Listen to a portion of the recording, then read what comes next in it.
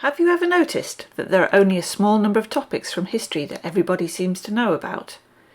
In the UK, most people have a sense of what happened in the Second World War, or that the First World War was a dreadful and futile slog in muddy trenches, where terrible numbers of soldiers died. They know that Henry VIII had 6 wives. If they know any dates from British history, it will be 1066. All nations use their past to define themselves. It helps to develop our sense of who we are. But sometimes the details of history are more complicated, surprising and interesting than the broad outlines we've been told. That's because, although everyone learns about the subject at school, most of the time people learn about history from popular culture. From movies, from computer games, from TV documentaries and dramas, and from popular websites. These representations of the past are so influential that they deserve our attention. We've created a first-year module to take a closer look at the stories we tell ourselves about the history of the British Isles. It's got a daft pun for a title, War Tudors, but it's an important topic. In the module, we take 5 important moments in the history of the British Isles, and we explore how they've been represented to the public and how that contrasts with academic histories of the same moments. Let's take the Second World War, for example. In Britain, the most well-known part of the war are the events of 1940. For good reason.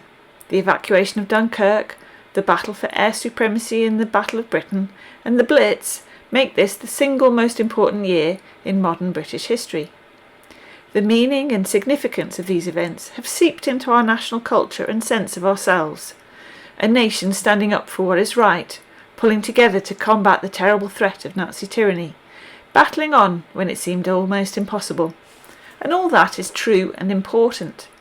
But it's not the whole story. Historians will always point out that it's a bit more complicated than that. What we do in the module is to find out more about what actually happened.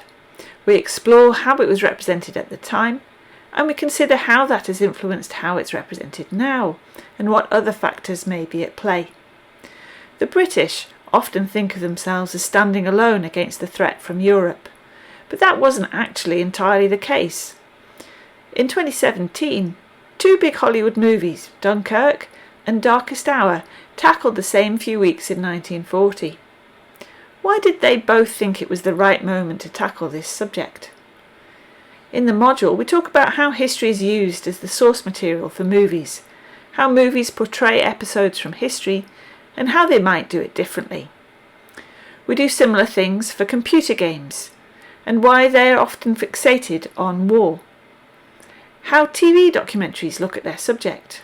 How to judge websites on historical topics. The battles over what should feature in the school curriculum. In the assessments for the module, we'll ask you to work with a partner to come up with an idea for doing it better. What would you propose? A computer game about the Norman Conquest?